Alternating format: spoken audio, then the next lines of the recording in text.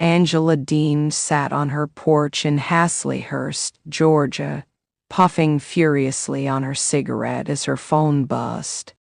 The humid southern air did little to cool her rising temper. She squinted at the screen. Michael's name flashed across it. "Well, look who finally decided to call," she muttered before answering. "Hey, Angel," Michael's voice came through, hesitant but excited. "Don't angel me, Michael. You've been ghosting me for 2 weeks. What the hell's going on?" Michael cleared his throat. "Angela, I have something to tell you." Angela's stomach churned. Whenever Michael started a sentence like that, it was never good news. "I just got my first job here in America," Michael announced. "I'm working full-time now." For a brief second, Angela was speechless. Then she exploded. "What do you mean you got a job without telling me, without asking me?" Michael sighed. "Angela, I didn't need to ask. I've been waiting years to get here, and I need to support myself." Angela's nostrils flared. "Support yourself? What about supporting me, huh? I spent all my money on that damn visa, fought for you on national TV, and now you're out there playing Mr. Independent. You lying, cheating son of a—" "Angela, please calm down." "Don't you tell me to calm down, Michael. You think just 'cause you're in America now, you can do whatever the hell you want?" She paced her porch like a caged lion, her free hand clenched into a fist. This was not what she had fought for. Despite Angela's fury, Michael was thriving. Landing in America had been a whirlwind, but he was determined to build a life for himself. He had taken a job at a logistics company, making deliveries in Atlanta. The pay wasn't amazing, but it was his money, earned through his work. For the first time, he didn't have to rely on Angela's financial support. Michael had always dreamed of this moment: independence, stability, and freedom in the land of opportunity. But he hadn't anticipated how much Angela would hate it. Back in Hazlehurst, Angela was spiraling. She called her best friend Jojo. "He's got a job, Jojo, a damn job. You know what that means? He don't need me no more." Jojo tried to reason with her. "Angela, isn't this what you wanted, for him to come here and work?" Angela scoffed. "Hell no.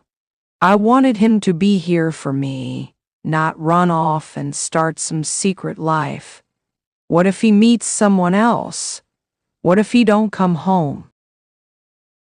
The fear of losing control gripped her. Michael having a job meant Michael didn't need her anymore. And that was unacceptable. Angela wasn't the type to sit back and let things unfold. If Michael thought he could waltz into America and start acting like a free man, he had another thing coming. She hopped into her car and sped toward Atlanta, her mind racing with scenarios of what Michael was up to. Was he working? Or was he cheating? She needed to see it with her own eyes. Angela pulled up to Michael's workplace, barely putting the car in park before storming inside. The office workers froze as she stomped through, her southern drawl slicing through the silence. "Where's Michael?" she demanded. Michael emerged from the back, looking shocked and a little terrified. Angela, what are you doing here? Angela's eyes darted around. You telling me you been working, or you sneaking around with some American woman? Michael ran a hand down his face. Angela, I am working. This is my job. Angela wasn't convinced.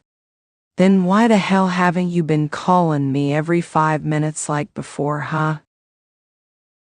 His co-workers were staring now. Michael felt his face heat up with embarrassment. Angela, we'll talk about this at home. Oh, we'll talk about it right now. For years, Michael had swallowed his pride, endured Angela's screaming, and bent over backward to make their relationship work. But this was too much. Angela, I'm not doing this with you, he said, his voice firmer than she had ever heard. I'm a grown man, I work. I earn my own money. I will let you embarrass me at my job. Angela's jaw dropped. You talking back to me now? I'm standing up for myself, he corrected, because I'm tired of you controlling everything I do. Angela blanked. This was not the Michael she was used to. After the confrontation, Angela stormed out, leaving a stunned Michael in her wake. Back in Hazlehurst, she sat on her porch, fuming. But underneath the rage, there was something else. In the days that followed, Michael didn't chase after Angela like before. He focused on his job, saved money, and started envisioning a future where he wasn't walking on eggshells. He still loved Angela, but he was starting to wonder, was love enough?